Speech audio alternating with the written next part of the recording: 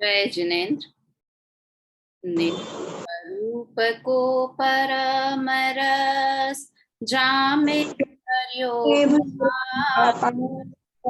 वंदो परमानंद में समय अविकार कुंद कुंद मुनि चंद्रवर अमृत चंद्र मुनि आपने रसी बनारसी बंदो पद अरविंद। पंडित बनारसी दास जी कृत नाटक समय सार ग्रंथ पढ़ रहे हैं हम, और हमारे अंदर में जो गलत मान्यताएं, विपरीत बुद्धियां हैं, उन बुद्धि को नष्ट करने का प्रयास हम कर रहे हैं। यहाँ हर जगह ज्ञानी की बात आती है तो ज्ञानी की बात भी इसलिए करते हैं कि हम भी उन ज्ञानी बन जाएं। 4 तरह की विपरीत बुद्धियां हम में अनादिकाल से चली आ रही है। पहली बुद्धि है कि हम शरीर ही में हूं, ऐसा मानते हैं, उसे कहते हैं शरीर में एकत्व बुद्धि। पर पदार्थ मेरे हैं ऐसा मानना, वो हुई ममत्व बुद्धि।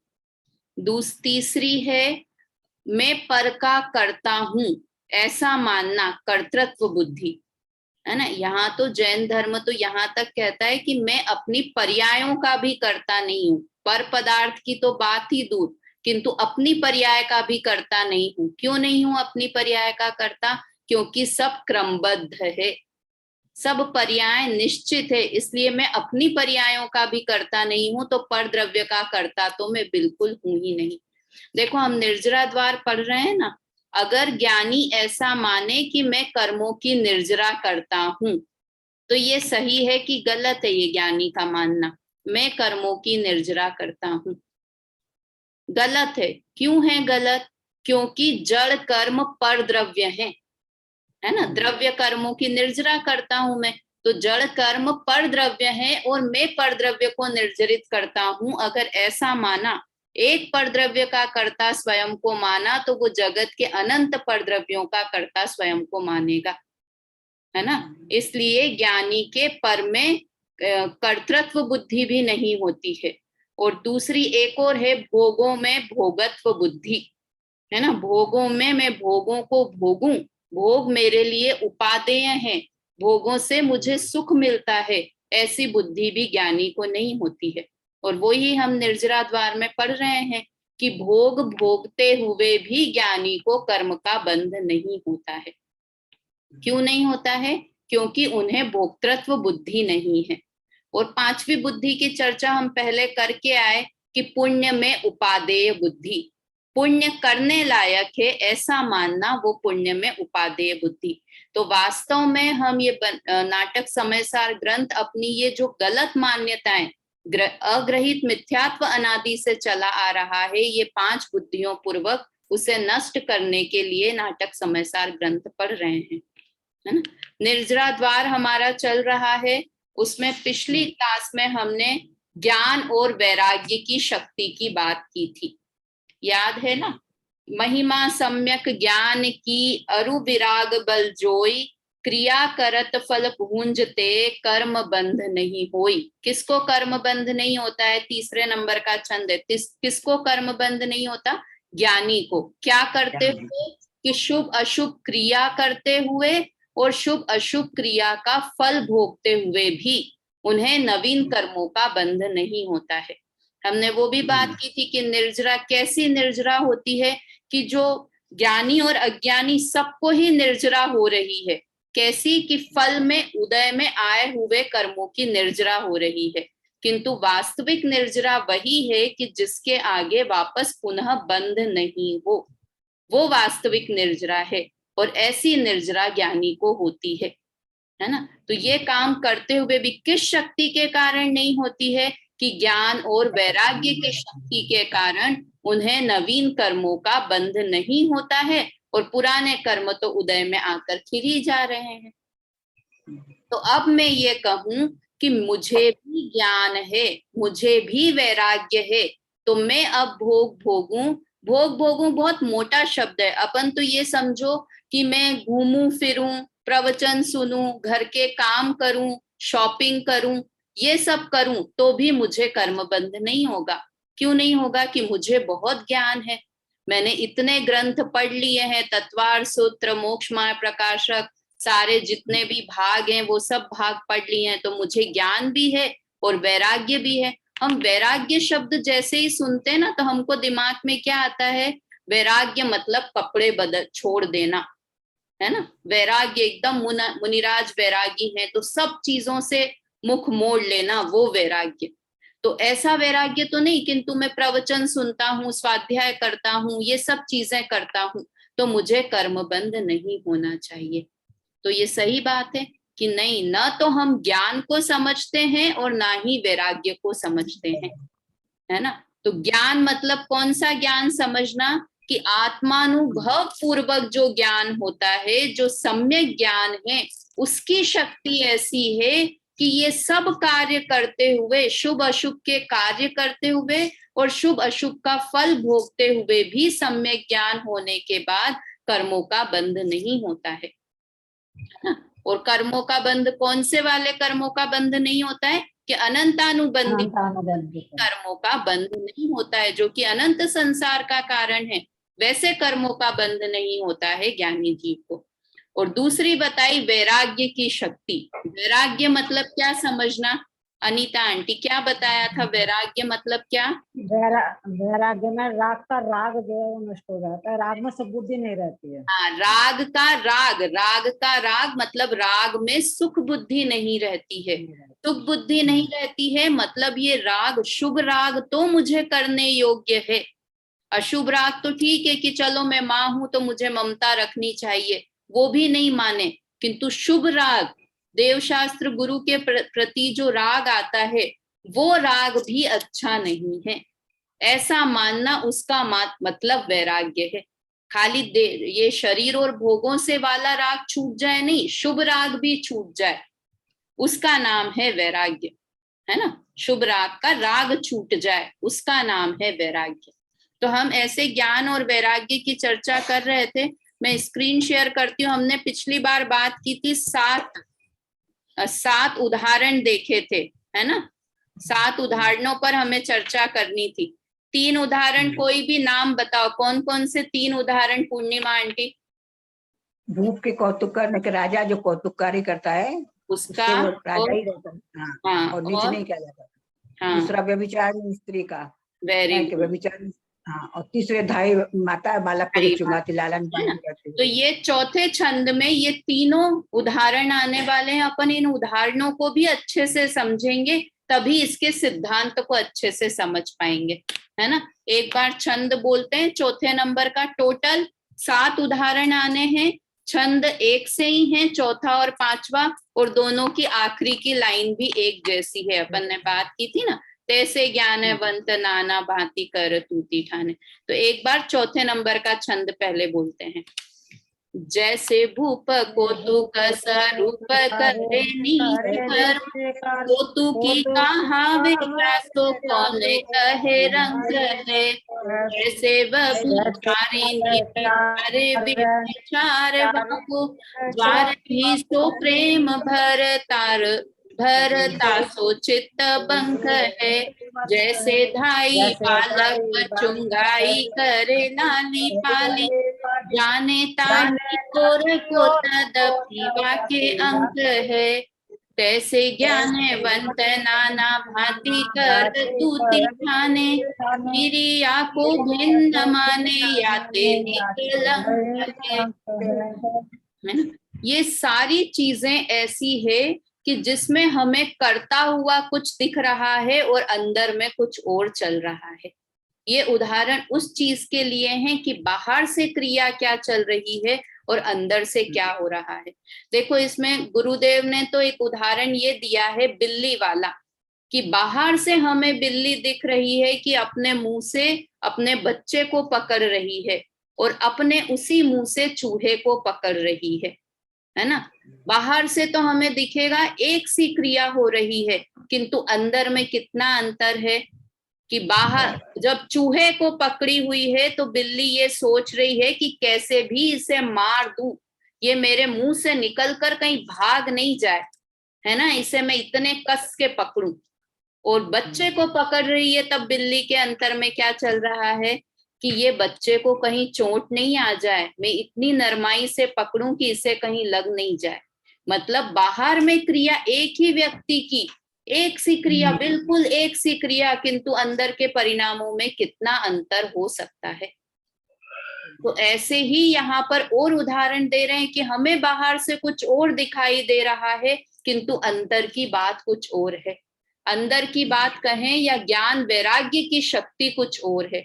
हमको क्या आदत है कि हम व्यक्ति को बाहर बाहर से ही देख पाते हैं, है ना। किसी को हम दर्शन करते देखें तो बिल्कुल आंख बंद करके, मग्न होके दर्शन आंख बंद करके कर रहा हो तो बोले अरे अरे देखो कितने अच्छे से दर्शन कर रहा है, और वो अंदर में भले सोच रहा है कि घर जाके मुझे दाल बनानी है या कढ़ी बनानी है, अंदर में भले वो ये सोच रहा है, और बाहर से हमको लगेगा अरे अरे इतना धर्मात्मा, है ना।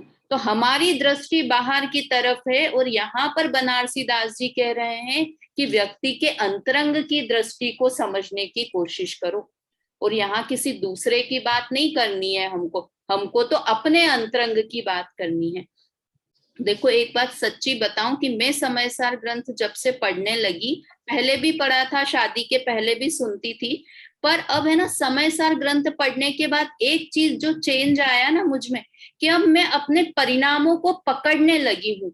कि दर्शन करते हुए मेरा परिणाम इधर से उधर विचलित हो तो मुझे पकड़ में आता है, अरे अरे ये गलत काम हो रहा है, मुझे दर्शन पर ही कंसंट्रेट करना है। अपने परिणामों को पकड़ने लगते हैं। ये समयसार ग्रंथ पढ़ने से फायदा होता है। और नहीं तो कितने होते हैं ना अन्य की बिल्कुल एक साथ वो ले रखा है नियम कि मुझे आज 12 भावना भी पढ़नी है, मुझे तत्वार सूत्र भी पढ़ना है, मुझे 6 डाला का भी पाठ करना है, तो बस मुंह से हम बोलते जा रहे हैं किंतु परिणामों का हमें ठिकाना नहीं रहता है। तो अपने परिणाम हम टटोलने की कोशिश करें, अपने अभिप्राय को जानने की कोशिश, ये भी बहुत ऊंचा परिणाम के बारे में बोल रहे हैं, किंतु समयसार ग्रंथ पढ़ने के बाद हम अपने परिणाम और अपना अभिप्राय सुधारने की कोशिश करें, है ना। तो ये कैसे देखो बताया, पहला उदाहरण दिया, जैसे भूप कोतु का स्वरूप करे नीच कर्म, कोतु की कहावे तासो कौन कहे रंग कहे। कि कोई राजा कोतूहल वश मतलब मस्ती में आके, अब राजा बेचारा 24 घंटे राजा तो नहीं रह सकता है, कभी कभी वो भी इंसान ही है, मस्ती करने की इच्छा हो जाए, हंसी मजाक करने का मन कर जाए किसी राजा को, तो वो कोई नीच कार्य करे या ऐसा कार्य करे जो राजा को नहीं करना चाहिए, तो भी सब लोग क्या कहेंगे कि ये तो राजा ही है, समझेंगे कि ये मस्ती करने के लिए ये कार्य कर रहा है। उसी प्रकार ज्ञानी मतलब राजा, और नीच कर्म करे मतलब विषय भोग करे। ज्ञानी अर्थात राजा है तो राजा, किंतु अपने योग्य कार्य नहीं कर रहा है, नीच कार्य कर रहा है, तो भी सब क्या कहेंगे कि ये ज्ञानी ही है। सब क्या कहेंगे, वास्तव में वो ज्ञानी ही है, भोग भोगते हुए उसे भोगी नहीं कह सकते। इसलिए बोलते हैं ना भरत जी घर में वैरागी, भोग भोग रहे हैं किंतु फिर भी भोगी नहीं बोल रहे हैं। जैसे हम राजा को नीच नहीं बोल रहे हैं, क्यों नहीं बोल रहे हैं कि वो अभी ऊपर का स्वांग है, थोड़ी देर का है ये, किंतु वास्तव में उसके अंदर से तो वो राजा है, एकदम प्रतापी राजा है बिल्कुल, है ना, जिसके आगे कोई कुछ नहीं कह सके। और अभी हंसी मजाक में तो वो मंत्रियों के साथ तालियां भी मार रहा है, सिपाहियों के साथ हंसी मजाक कर रहा है, सिपाहियों के साथ खाना भी खा रहा है, कुछ भी करतूत कर रहा है, किंतु वो वास्तव में राजा ही है। हम बाहर की क्रिया से उसे नहीं देखते, उसके स्वभाव से उसको देखते हैं। ऐसे ही बनारसी दास जी कह रहे हैं कि ज्ञानी को बाहर की क्रियाओं से मत देखो कि वो क्या कर रहा है, उसके अंदर के अभिप्राय को समझो कि वो अंदर में क्या समझता है, क्या मानता है ना। दूसरा उदाहरण दिया, ये तो बहुत एकदम ऐसा कि जैसे व्यभिचारिणी विचारे व्यभिचार, वाको जार ही सो प्रेम भर तासो चित्त भंग है। ये कई बार ऐसे बोलते हैं। अब जैसे अपन ने ऊपर के उदाहरण में लगाया है ना कि सम्यक दृष्टि राजा है नीच कर्म करना मतलब भोगों में भोग रहा है, किंतु फिर भी हम उसे भोगी नहीं कहते, उसे रंक नहीं कहते। अब यहाँ पर जैसे व्यभिचारिणी, व्यभिचारिणी स्त्री मतलब सम्यक दृष्टि, अरे क्या बात कर दी, सम्यक दृष्टि को व्यभिचारिणी बोल दिया। कह रहे भाई उदाहरण की बात है, ये उदाहरण में ऐसा बोल रहे हैं कि व्यभिचारिणी स्त्री क्या करती है कि वो बैठी चाहे पति के पास हो, किंतु अंदर में उसका क्या है, अंदर में उसका पूरा प्रेम अपने पति के, अपने प्रेमी के साथ में है ना। वैसे ही सम्यक दृष्टि बैठा हुआ भोगों के बीच में है, बैठा हुआ किसी के भी साथ है, मूवी देख रहा है, पूजा कर रहा है कोई। देखो अपन शुभ के समय तो ज्ञानी को ज्ञानी मानने को तैयार हैं कि जब वो पूजा भक्ति कर रहा है, प्रवचन सुन रहा है, स्वाध्याय कर रहा है, हाँ हाँ ये ज्ञानी है, ये इसके योग्य कार्य, उस समय तो हम ज्ञानी मान लेंगे। इसलिए मैं बार बार भोगों का उदाहरण देते हैं कि भोग भोगते हुए वो शादी कर रहा है, अभी कोई सम्यक दृष्टि मूवी, सम्यक दृष्टि क्या, हम तो पंडित जी ही मूवी देखने चले जाएं तो हम क्या बोलेंगे, सम्यक पंडित जी होके मूवी देखने चले गए, पंडित जी होके जीन्स टी शर्ट पहनते हैं।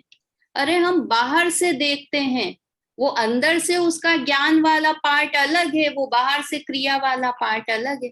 देखो इसका ये सब उदाहरणों से ये कभी नहीं समझना कि इस बात का पोषण करते हैं। हम ये नहीं पकड़े कि देखो, हम क्या पकड़ेंगे कि पंडित जी मूवी देखने जाते हैं तो हम तो श्रोता हैं, हमको भी मूवी देखने चले जाना चाहिए।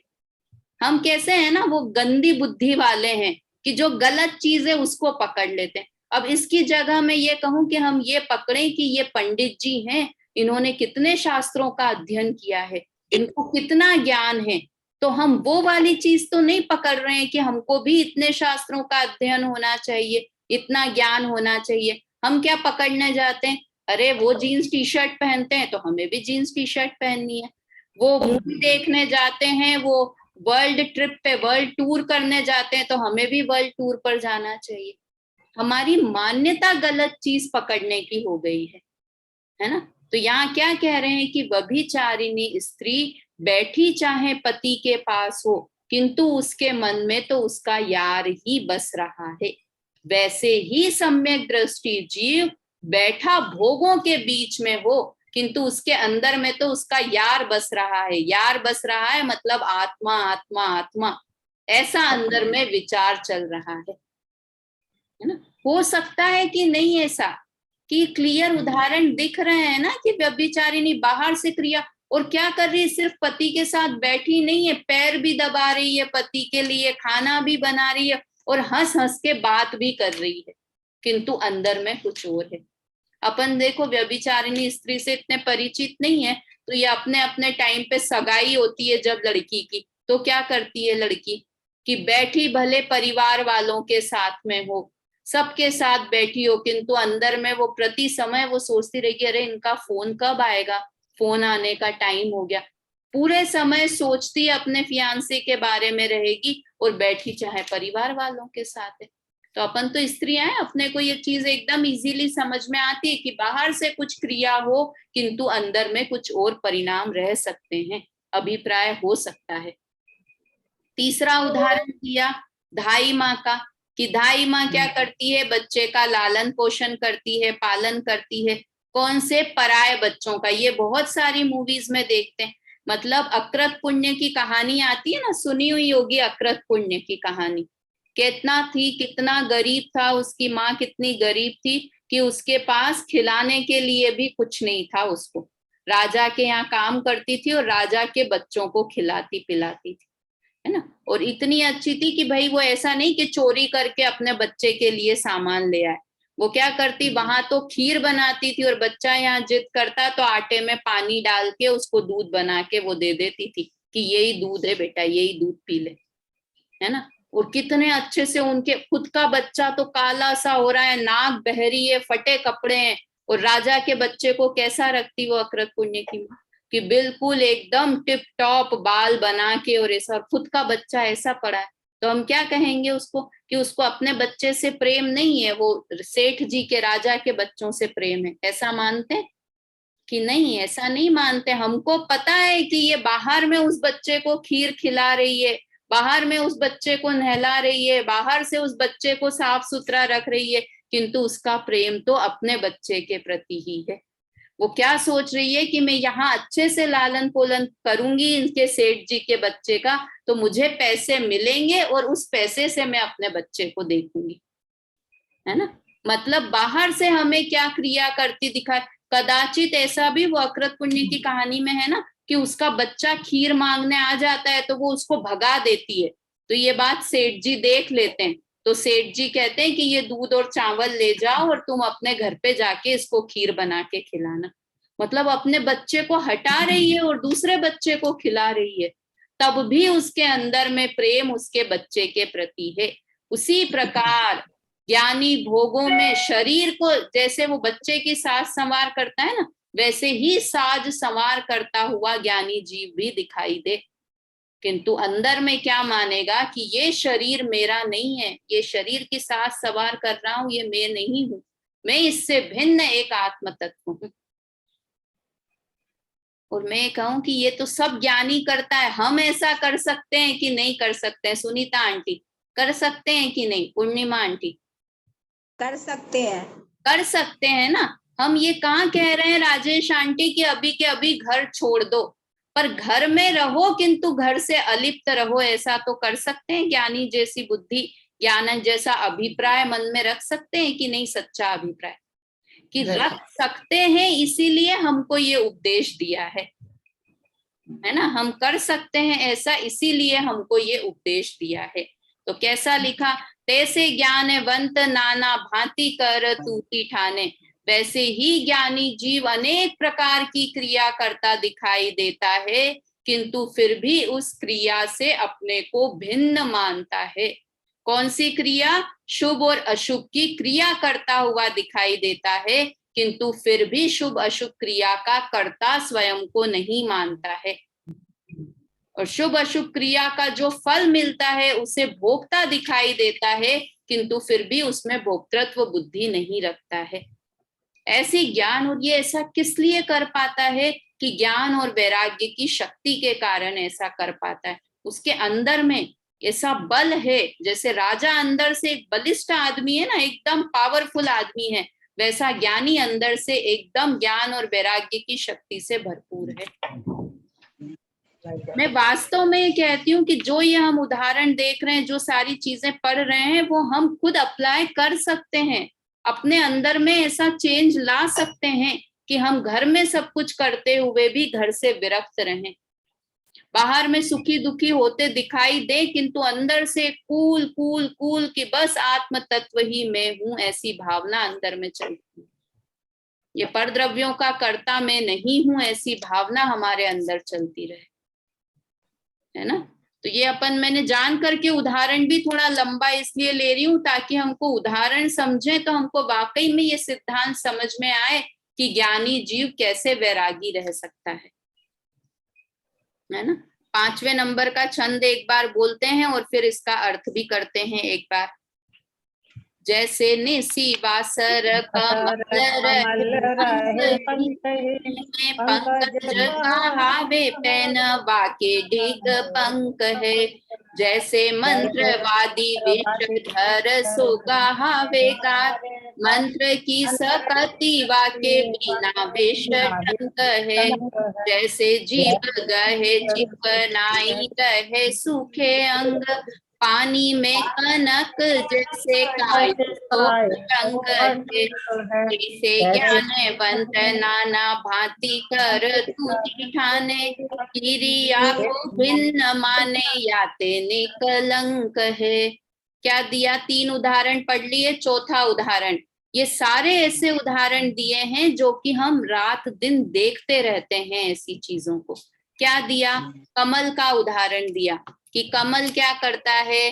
पूरे समय पंख में रहता है, मतलब कीचड़, पंख कहते हैं कीचड़ को, कीचड़ में निस दिन, निसी वासर रात दिन, है ना। वासर मतलब दिन और निसी मतलब रात, रात दिन कीचड़ में रहता है, पंख में रहता है, और इसीलिए उसका नाम पंकज भी है। कमल को का एक नाम पंकज भी है, क्यों पंकज बोलते हैं? कि वो कीचड़ में रहता है इसलिए उसे पंकज बोलते हैं। तो ऐसे ही ज्ञानी भोगों के बीच रहता है तो उसे भोगी बोल दें चाहे, किंतु फिर भी क्या लिखा? पंकज कहावे पे न वाके डिग पंक है, उसको कीचड़ ने छुआ भी नहीं है। अभी कमल का फूल बाहर निकालोगे तो एकदम साफ रहेगा, कीचड़ को टच भी नहीं करता है। वैसे ही ज्ञानी जीव कितने भी भोगों के बीच रहे किंतु फिर भी उससे अलिप्त के अलिप्त ही रहते हैं, भोगों में मस्त नहीं हो जाते। और अज्ञानी क्या करते हैं कि भोगों के बीच गए, वो बोलते हैं ना गंगा घाट गए तो गंगा राम, जमुना गए तो जमुना दास। जहां गए हम तो वैसे किसी की शादी में गए तो सब धर्म ध्यान सब छूट गया, वैसे के वैसे हो जाते हैं। किंतु ज्ञानी कितने समझदार हैं कि कहीं भी रहे, भोगों के बीच भी रहे, किंतु फिर भी भोगों से अलिप्त रहते हैं, कमल की भांति, है ना। 4 हो गए। 5वां उदाहरण किसका था? ये देखो, मंत्र वादी विष धर सो गहावेगा, सपेरा का। कौन सी वो होता है मंत्र? उसको कहते हैं सर्प वशीकरण मंत्र, है ना, या गारुड़ी विद्या।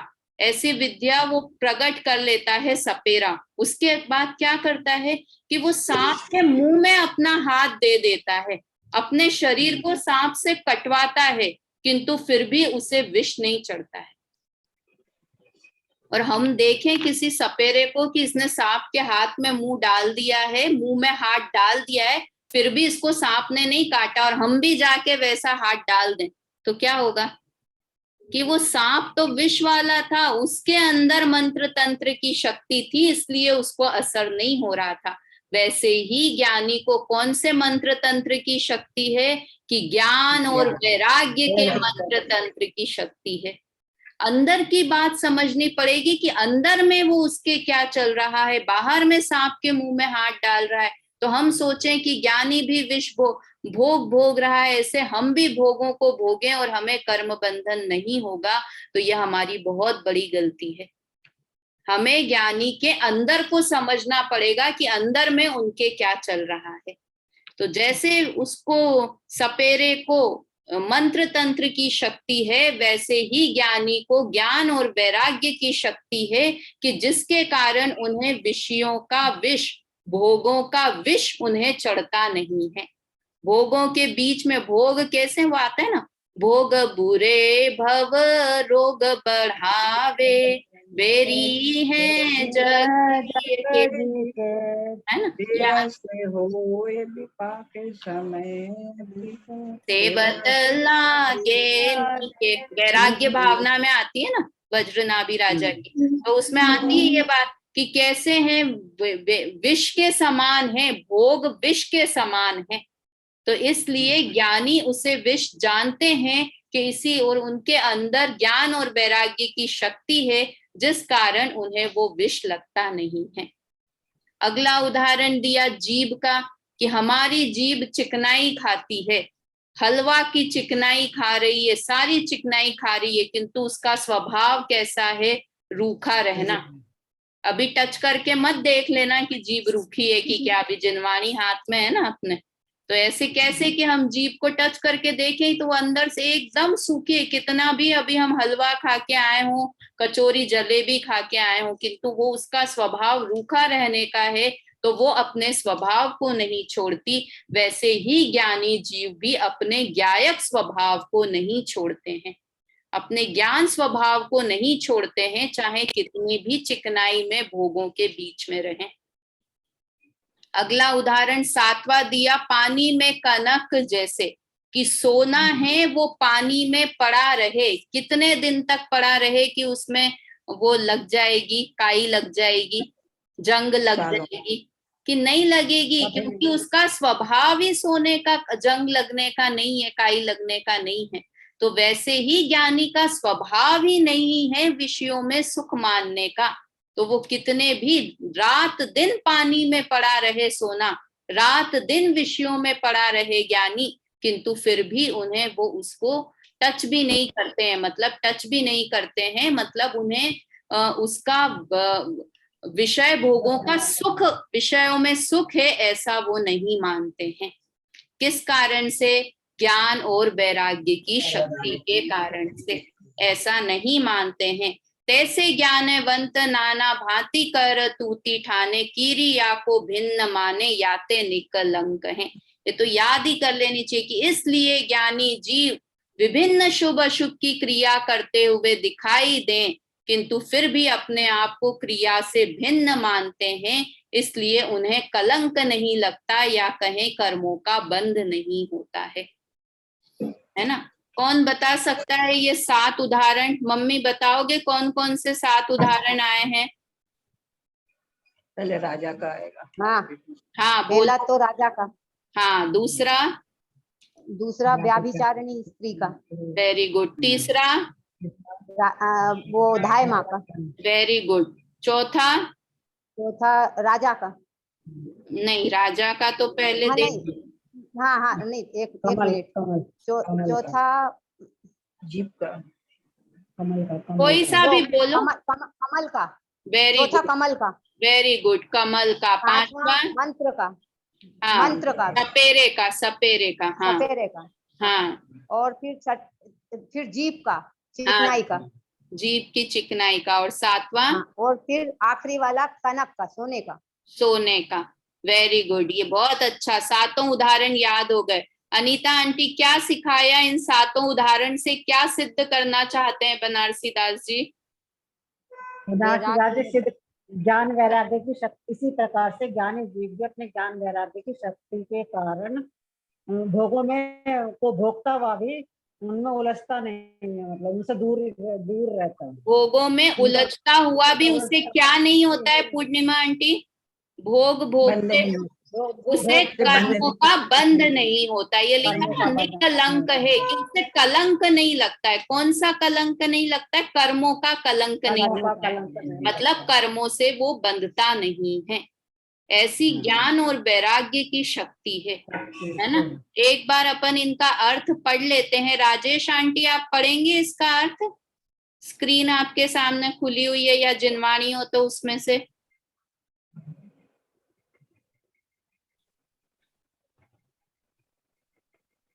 नहीं, चलो ज्योति जी कौन है, आप पढ़ेंगे तो पढ़िए। मैंने ये स्क्रीन खोल के रखी है।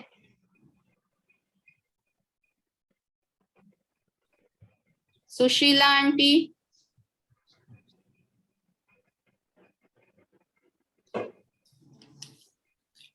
मैं पढ़ूं? हाँ, पढ़िए। जिस प्रकार राजा खेल स्वरूप छोटा काम करे तो भी वह खिलाड़ी कहलाता है, उसे कोई गरीब नहीं कहता।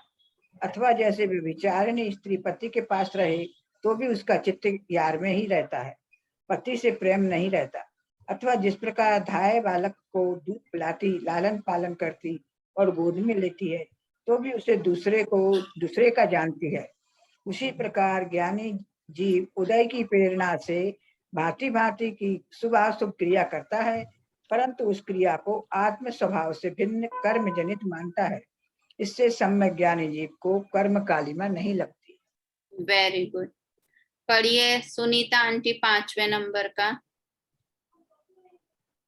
जैसे कमल कीच से उत्पन्न होता है और दिन रात कीचड़ में रहता है, परंतु उस पर कीचड़ नहीं जमती। अथवा जिस प्रकार मंत्रवादी अपने शरीर को सांप से कटवा लेता है, पर मंत्र की शक्ति से उस पर विष नहीं चढ़ता। अथवा जिस प्रकार जीभ चिकने पदार्थ खाती है पर चिकनी नहीं होती, रूखी रहती है। अथवा जिस प्रकार सोना पानी में पड़ा रहे तो भी उस पर काई नहीं जमती, उसी प्रकार ज्ञानी जीव उदय की प्रेरणा से भांति भांति की शुभाशुभ क्रिया करता है, परंतु उसे आत्म स्वभाव से भिन्न कर्म जनित मानता है। इससे सम्यक ज्ञानी जीव को कर्म कालिमा नहीं लगती।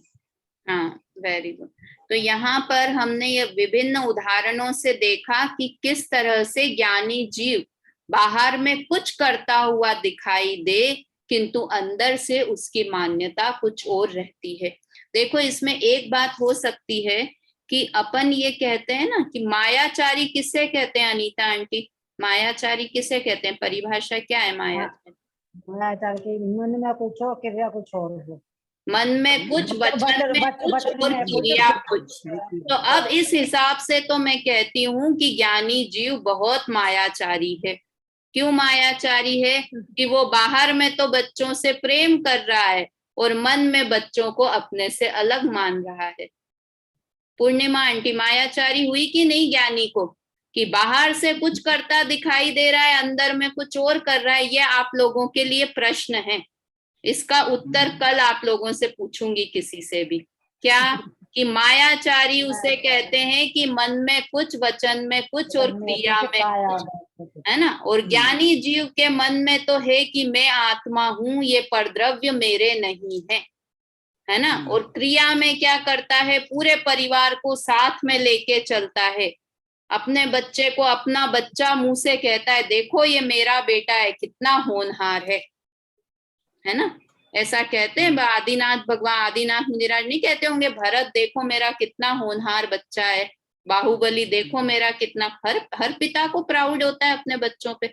तो बाहर से बोलेंगे भी सही, क्रिया में भी, और अंदर में सोचेंगे कि ये मेरे नहीं है। तो क्या ये मायाचारी है या नहीं है? ज्ञानी तो नहीं है। ये तो उत्तर पता है कि भाई मायाचारी तो गलत चीज है, ज्ञानी को क्यों नहीं है, इसका उत्तर आपको कल सोच के आना है। ठीक है? क्या प्रश्न है? कि ज्ञानी जीव मायाचारी क्यों नहीं है? उसके मन, वचन, काय की क्रिया अलग अलग है फिर भी, है ना। 3 मिनट है। ये 6 नंबर का और दोहा है, अपन पढ़ लेते हैं, वैराग्य शक्ति का वर्णन। क्योंकि इसके बाद के ये 7, 8, 9 नंबर के दोहे हैं, इनमें आगे भी कि ज्ञान की शक्ति कैसी, वैराग्य की शक्ति कैसी, उसी की बात आएगी। तो यहाँ पर वैराग्य शक्ति क्या है, एक बार सोठा है, बोलते हैं साथ में। पूर्व उदेशन बंद विषय भोग वे समकिति, करे न नूतन बंद महिमा ज्ञान विराग की। क्या लिखा? पूर्व उदय सन बंद, कि पूर्व के उदय से बंधा हुआ रहे, है ना। पूर्व कर्म का उदय का प्रभाव रहे, है ना। पूर्व कर्म के उदय का संबंध रहे।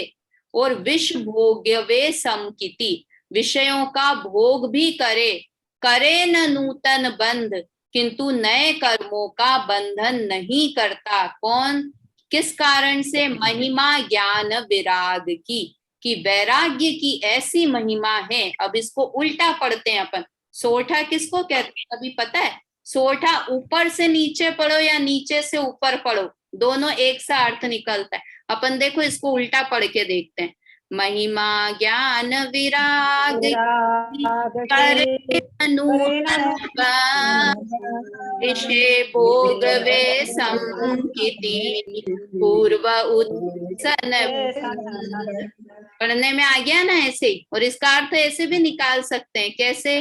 कि ज्ञान और वैराग्य की ऐसी महिमा है कि समकिति जीव विषयों का भोग करते हुए भी, पूर्व कर्म का संबंध होते, पूर्व कर्म का उदय होते हुए भी, दो चीजें, पूर्व कर्म का उदय भी है और करंट में विषयों का भोग भी कर रहा है, किंतु फिर भी क्या है, रिजल्ट क्या है? करे न नूतन बंध, नवीन कर्मों का बंध नहीं हो रहा है ना। देखो पूर्व कर्म का उदय तो हमको भी होता है, ये हमारा भी एक जैसा है। विषय भोग हम भी भोगते हैं। पूर्व कर्म का उदय जैसा ज्ञानी को आता है वैसे ही अज्ञानी को, विषयों का भोग जैसा ज्ञानी को वैसा ही अज्ञानी को, किंतु फिर भी ज्ञानी नवीन कर्म को नहीं बांधता और अज्ञानी नवीन कर्म को बांधता है। किस कारण से?